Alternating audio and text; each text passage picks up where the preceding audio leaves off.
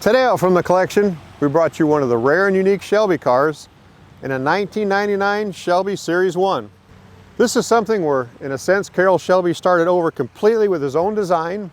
It wasn't a modified Ford or a modified Dodge. He wanted to make the ultimate street car that could be tracked.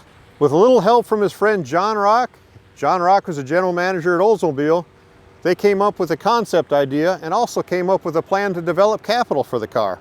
They enlisted 17 dealers at a $50,000 a piece buy-in.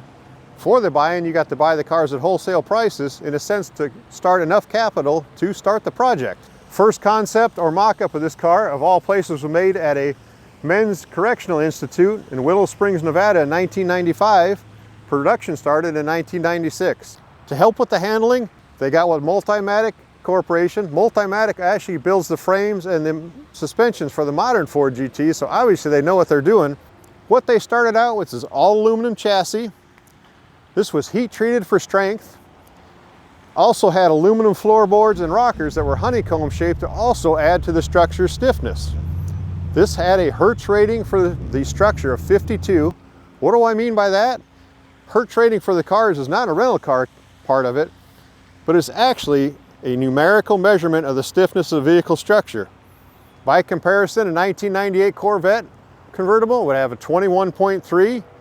25 to 27 is considered excellent, so at 52, this is off the charts.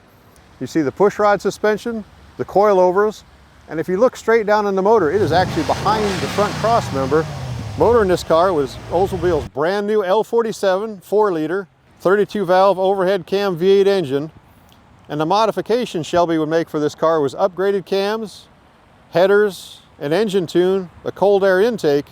To help with the performance even more, they offered a supercharged version. For shifting of this car, it was into a 6-speed transaxle, not a transmission, but a transaxle.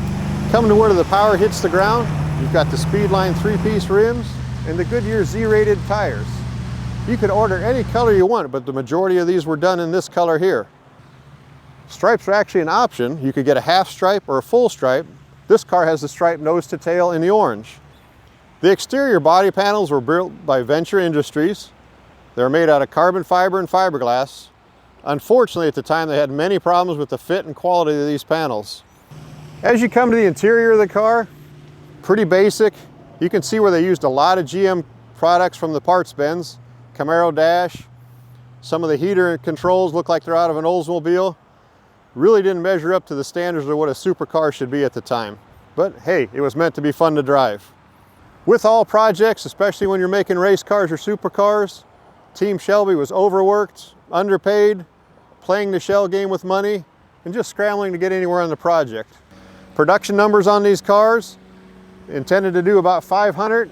They only ended up making 249 of this car. Please visit our website, our Facebook page, YouTube channel, or Instagram for information on this car and all the other cars in the collection. And once again, thank you for watching.